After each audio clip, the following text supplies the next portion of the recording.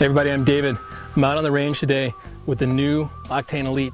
This is the latest version of the Octane for UMAREX, and they've made some pretty big improvements to it. So let's start with the most important. The gun is now equipped with the stop shocks system.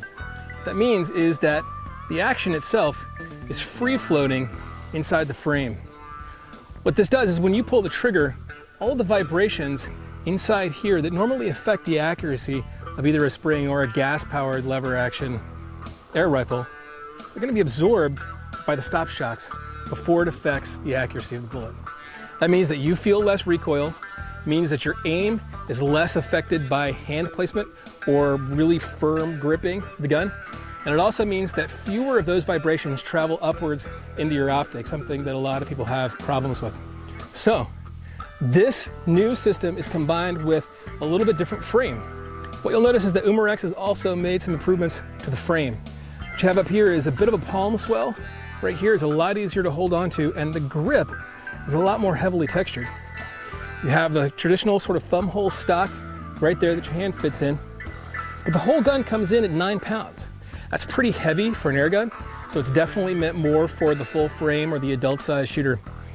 But that 9 pounds helps stabilize this into one really smooth shooting 22 caliber air rifle.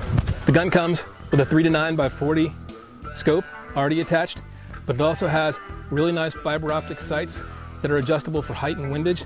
And this front post down here on the end has 5 points where it's secure. It's about 1.5 inches long. It's fiber optic. It shines nice orangey red right in the middle of these 2 green posts right here. So the gun's easy to use whether or not you're using the included optic or if you prefer to go old school with the sights itself. You'll also notice that the sights are just like they should be. They're mounted on the barrel. In this case, it's right up here where you load. Down here, the front sight is on the silencer system, which cuts down on the noise pretty significantly. The chambers in there baffle the same way that a suppressor would work on a centerfire or a rimfire gun for a much quieter experience. With this, with a stable platform here and here, you're not affecting your accuracy when you grab the barrel and you pull it down and you cock it. Safety, it's a simple push design. When you cock it, puts the safety on. The trigger right now is breaking just a little bit over 4 pounds. Right here is the hole where if you want it to be a little heavier, if you're out in the field and you like that heavier trigger, you can do that, or if you're a target shooter and you really want that extra accuracy that comes from a hair trigger, you can dial it down.